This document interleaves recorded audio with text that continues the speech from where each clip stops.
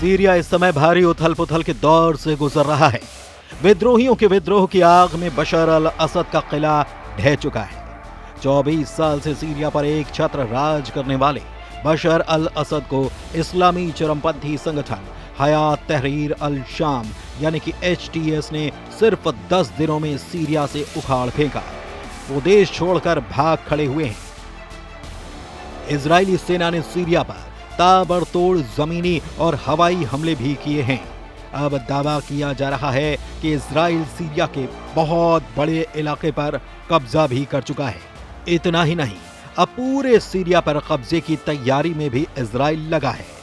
लोमड़ी की तरह चालाक और शातिर इजरायली सेना ने सीरिया में ऐसा भ्रम युद्ध शुरू कर दिया है जिसमें हयात तहरीर अल शाम यानी कि HTS का मुखिया चीफ कमांडर अबू मोहम्मद अल जुलानी बुरी तरह से फंस गया है। कुछ खबरों में दावा किया गया है कि कमांडर जुलानी ने डंके की चोट पर कहा कि उसे मोहरा बनाया जा रहा है और अब कोई भी देश हयात तहरीर अल शाम यानी कि HTS का साथ देने के लिए तैयार नहीं है। इधर इजरायली सेना सीरिया में मौजूद मिसाइल सेंटर, सीरियाई सेना के टैंक, तोप, रॉकेट लॉन्चर, यहां तक कि हथियारों से जुड़ी केमिकल फैक्ट्री को भयंकर हमलों से तबाह करती जा रही है। मिडिल ईस्ट से जुड़े एक्सपर्ट्स का दावा है कि इजराइल मौके का फायदा उठाते हुए पूरे सीरिया को कब्जा लेना चाहता है, जिसमें कहीं न कहीं अमेरिका भी शामिल है। उधर सीरिया के गोलन हाइट्स और दूसरे इलाकों में इजरायली सेना ने गाजा और लेबनान के बजाय सीरिया पर भीषण हमले शुरू कर दिए हैं। इजरायली हमलों के बाद फ्रांस, जर्मनी और ब्रिटेन के बयान भी सामने आए हैं। फ्रांस ने तो कहा कि इजरायली सेना को सीरिया से तुरंत निकल जाना चाहिए, जबकि जर्मनी और ब्रिटेन ने इजराइल से कहा कि वो सीरिया पर हमला करने, संयम और सावधानी बरतने का काम करे। लेकिन हैरानी की बात तो यह है कि इस वक्त इजरायली प्रधानमंत्री बेंयामिन नेतन्याहू किसी की भी बात सुनने के लिए तैयार नहीं है और पूरे सीरिया पर वो लगातार हमले कर रहे हैं। जरा देखिए इजरायली सेना ने सीरिया का क्या हाल कर रखा है। मिडिल ईस्ट की मीडिया ने दावा किया है कि इजराइल के प्रधानमंत्री बेंयामिन नेतन्याहू ने सीरिया में ग्रेटर इजराइल मिशन भी शुरू कर दिया है, जिसमें पूरे सीरिया पर कब्जा करना भी शामिल है। सीरिया के राष्ट्रपति बशर अल असद को विद्रोहियों ने उखाड़ फेंका है। असद की सत्ता जाने के बाद सबसे बड़ा फायदा इजराइल को हुआ है, क्योंकि उसने एकदम सही मौका देखकर सीरिया के खिलाफ हमला बोल दिया। सीरिया पर इजराइल ने कम से कम 500 हवाई हमले किए हैं। इजरायली सेना का अनुमान है कि उसने सीरियाई सेना की लगभग 80% रणनीतिक क्षमताओं को नष्ट कर दिया है। सीरिया की नौसेना पर हमले कर कई जहाज को डुबो दिया गया है। इतना ही नहीं, इजरायली सैनिकों ने सीरियाई सेना के नियंत्रण में एक बफर जोन के क्षेत्र पर भी कब्जा कर लिया। इसमें रणनीतिक रूप से स्थित माउंट हर्मन भी शामिल है, जो दमिश्क से 40 किलोमीटर दूर है। कुछ रिपोर्ट्स में यहां तक दावा किया गया है कि इजरायली सेना सीरिया की राजधानी दमिश्क से लगभग 12 किलोमीटर दूर रह गई है। इधर नेतन्याहू ने 99 दिनों में अपनी पहली प्रेस कॉन्फ्रेंस में कहा, जो कोई भी हमारे साथ शांति से रहना चाहता है, हम उसकी ओर हाथ बढ़ा रहे हैं, और जो कोई भी हमें चोट पहुंचाने की कोशिश करेगा, हम उसका हाथ काट कर रख देंगे। उधर तुर्की ने भी डबल गेम खेल दिया है, जिसकी वजह से कयास लगाए जा रहे हैं कि सीरिया में कमांडर जुलानी फंस चुके हैं। हैरानी की बात तो यह है कि सीरिया से असद परिवार का पतन करने वाला इस्लामिक चरमपंथी संगठन हयात तहरीर अल शाम यानी कि HTS भी इजरायली हमलों के सामने बेबस नजर आ रहा है। कुर्द लड़ाकों को बेरहमी से मारने वाला कमांडर अबू मोहम्मद अल जुलानी भी समझ नहीं पा रहा कि इजरायली सेना से कैसे मुकाबला किया जाए, क्योंकि तुर्की ने अब कमांडर जुलानी के साथ ऐसा खेल कर दिया है जिसकी वजह से सीरिया में हयात तहरीर अल शाम यानी कि HTS बुरी तरह से फंस गया है।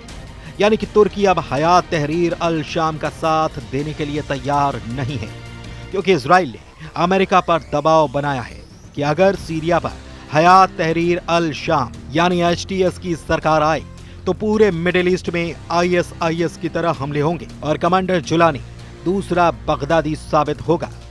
42 साल के कमांडर अबू मोहम्मद अल जुलानी की नई तस्वीरें भी सामने आई हैं। राजधानी दमिश्क में अल शफी मस्जिद से निकलते वक्त कमांडर जुलानी थोड़ा तनाव में नजर आ रहा है। इसके पीछे की बड़ी वजह यह है कि अचानक तुर्की अमेरिका ने HTS से दूरी बनानी शुरू कर दी है। खुद कमांडर जुलानी ने मीडिया के सामने बोलते हुए जो कहा वो दिखाता है कि अमेरिका, तुर्की और इजराइल मिलकर सीरिया में बड़ा खेल शुरू कर चुके हैं।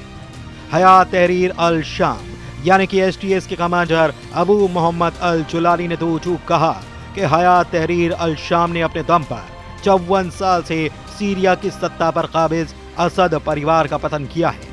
कमांडर जुलानी ने दावा किया कि असद का तख्ता पलट हयात तहरीर अल शाम ने खुद के बनाए हथियारों से किया है।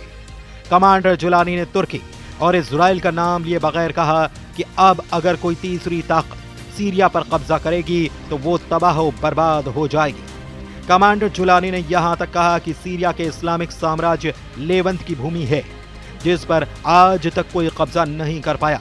कमांडर जुलानी का दावा है कि सीरिया से मंगोलों को भागना पड़ा। फारसी साम्राज्य का सीरिया में अंत हुआ। रोमन साम्राज्य भी सीरिया यानी कि लेवंत भूमि से भागने के लिए मजबूर हुआ। फ्रांसीसियों को भी सीरिया से भागना पड़ा।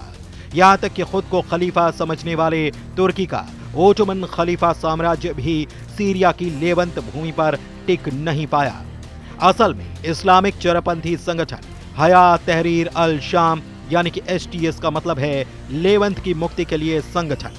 IDF के पूर्व ऑपरेशन प्रमुख यसुरेल जिव का दावा है कि HTS यानी कि लेवंत की मुक्ति के लिए संगठन का मिशन है सीरिया, लेबनान, जॉर्डन और इजराइल को मिलाकर एक नया इस्लामिक देश बनाना है जहां पर शरिया कानून के जरिए देश चलाया जाएगा।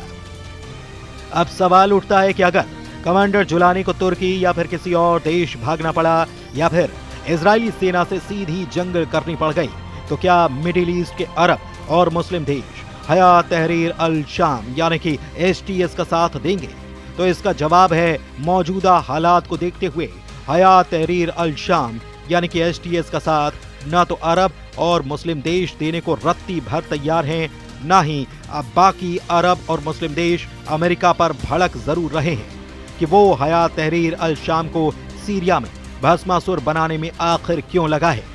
सऊदी अरब, संयुक्त अरब अमीरात और मिस्र जैसे देशों ने हयात तहरीर अल शाम यानी कि और उसके कमांडर जुलानी के खिलाफ मोर्चा खोल दिया है। इन सभी अरब मुस्लिम देशों ने अमेरिका को चेतावनी दी है कि वो उन पर हमले में शामिल रहे। सऊदी अरब, UAE और मिस्र जैसे देश सीरिया में अचानक आए इस बदलाव से सदमे में हैं। मिस्र के एक अधिकारी ने गहरी नाराजगी जताते हुए कहा कि अल कायदा से जुड़े HTS का बहुत तेजी से रीब्रीडिंग की जा रही है। आने वाले दिनों में HTS ISIS की तरह मुस्लिम देशों को तबाह करने में जुट जाएगा। अरब और मुस्लिम देशों का साफ कहना है कि मुस्लिम ब्रदरहुड जैसे इस्लामिक संगठनों से पहले ही अरब के कई देश डरे हैं। HTS के लड़ाके मुस्लिम ब्रदरहुड से ज्यादा कट्टर मुस्लिम हैं। इसलिए अब अरब देशों का कहना है कि सीरिया में उन्हें इजरायली कब्जा कबूल है लेकिन हयात तहरीर अल शाम यानी कि HTS नहीं। उधर इजरायली सेना का अनुमान है कि सीरिया में 70 से 80% हथियार नष्ट हो चुके हैं। तो वहीं इजराइल ने सीरिया की नौसेना के बेड़े पर हमला किया और अल बायदा लताकिया पोर्ट पर हमला कर 15 जहाजों को बर्बाद कर दिया। कुल मिलाकर सीरिया में इजराइल के बेतहाशा जमीनी और हवाई हमलों से साबित हो रहा है कि गजा, लेबनान के बाद अब इजरायली सेना सीरिया पर भी अपना पूरा कंट्रोल चाहती है। देखना होगा कि आने वाले दिनों में कमांडर जुलानी इजरायली हमलों से निपटने के लिए आगे क्या क्या करता है।